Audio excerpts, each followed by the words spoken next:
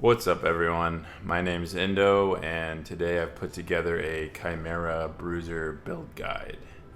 And it'll be a two-part video. In the initial part, I'm going to do the build portion on a meta.city, just to kind of keep all the items organized and show you a few situational options.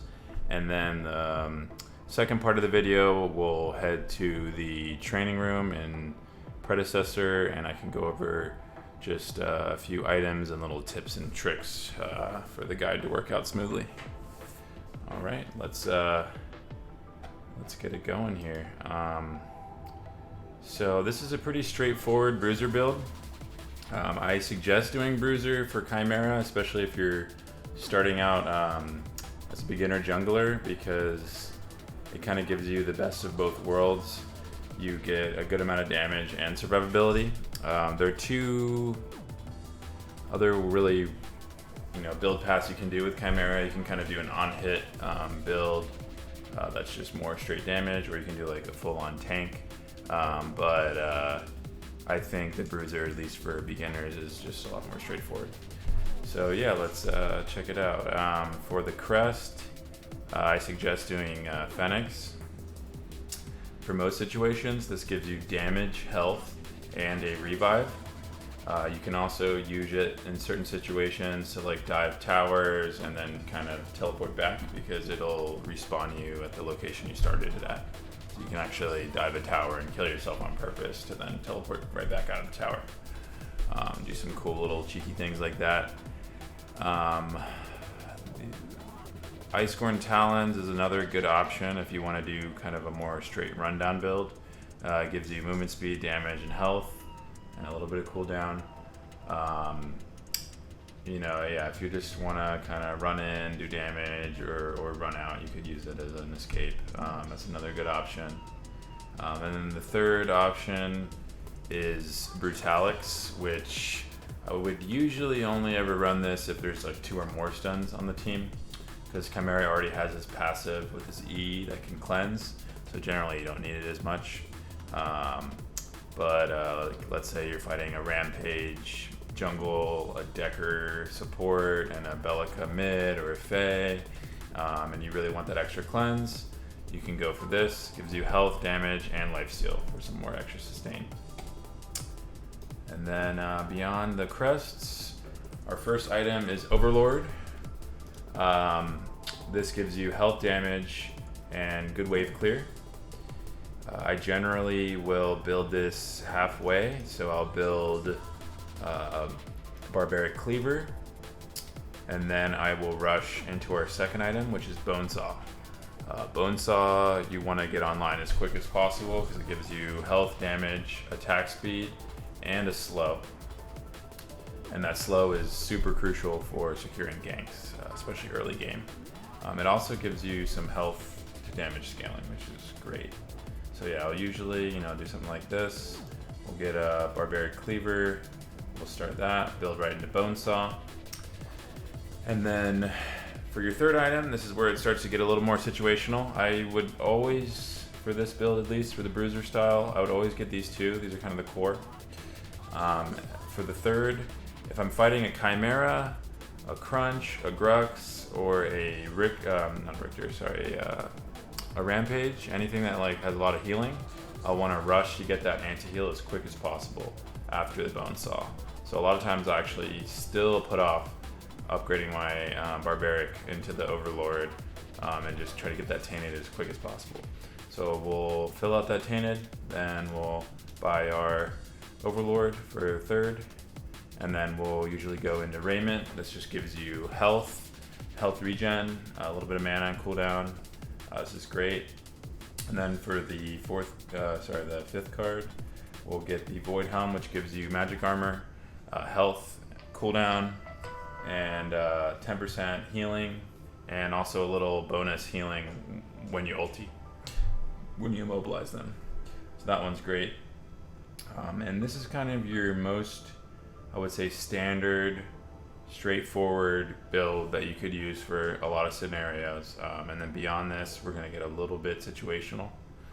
So just for an example, if you're fighting a team that doesn't have a lot of healing. Like you got a Greystone jungle, you really don't got a lot of guys that are healing. I don't need Tainted Guard, so I would do kind of more a sustained healing build. I'd swap it out for Draconum. This boosts your healing and is great synergy with these two items here.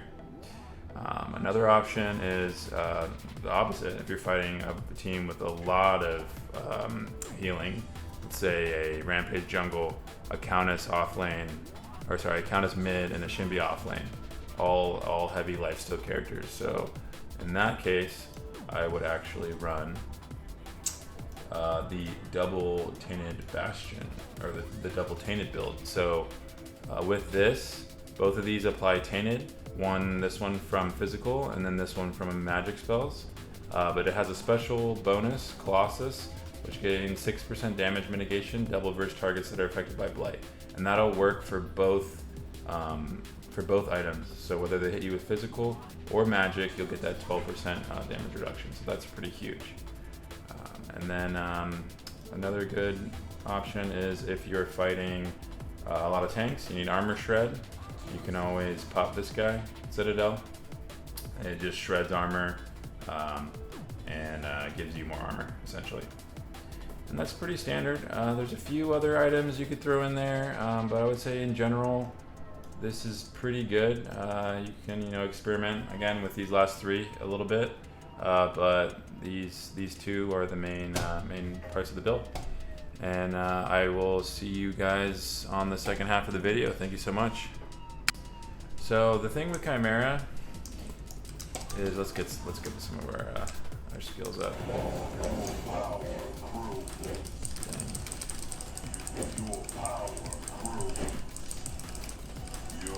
So the main thing with Khaimera is he's a sort of, you play him like an assassin, but he's like a sustain assassin. So really the objective is you want to come into a target, you kind of want to sneak onto them. Generally, I like to engage if you can. If they don't see you, if you can engage without your leap, that'll give you a huge advantage, because the moment they try to run away, then you can use your leap to jump on. Now occasionally, that's not always going to work out. A lot of times they'll see you on a ward or whatever, so you'll just have to immediately engage. And a lot of times to secure the gank, you're going to just want to, straight up leap on, hit your ult, pin him down. And it's really just about maintaining your stacks. If you can see here, I'm at 18, 19, 20. So the longer, you only got a few seconds. You want to keep that stack maintained. That'll maximize your healing. You can actually maintain your stacks with your leap now, which is great. And then your E is kind of your main little on-use heal, but also use it for cleanse. So generally you want to save it for when you get CC'd. You can remove your slow, remove your root, or your stun. Stuns are the huge one you want to do. But the other thing, which it doesn't say on here, oh no, it does. Okay, 1.5 times current health regen. So yeah, you want to actually, if you're using it purely for healing, you want to activate it with your maximum amount of stacks. So see here, I have 30, so I would use it, and I would get the most amount of healing.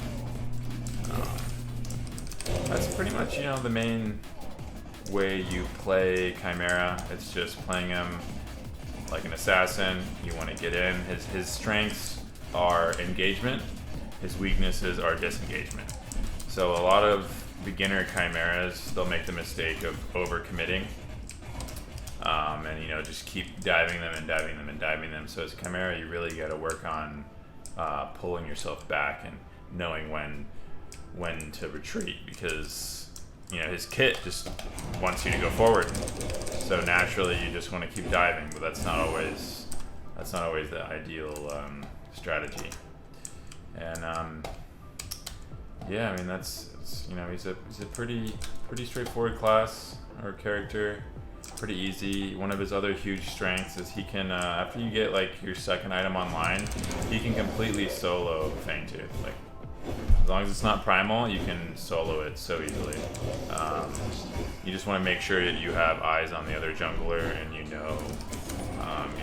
have vision on people on the map, and then you can do little cheeky, solo steals as Khaimera, or you can just warm it up for your team and get it like halfway down, and then call for them to come help you.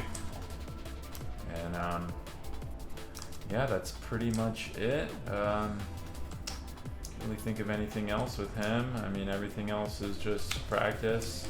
His rotation's pretty simple. Just maintain stacks, and yeah, have fun shredding people in the jungle. And that'll be it for my Khaimera build guide. Thanks for joining me. I plan on making a rampage guide next, and possibly a overall jungle guide.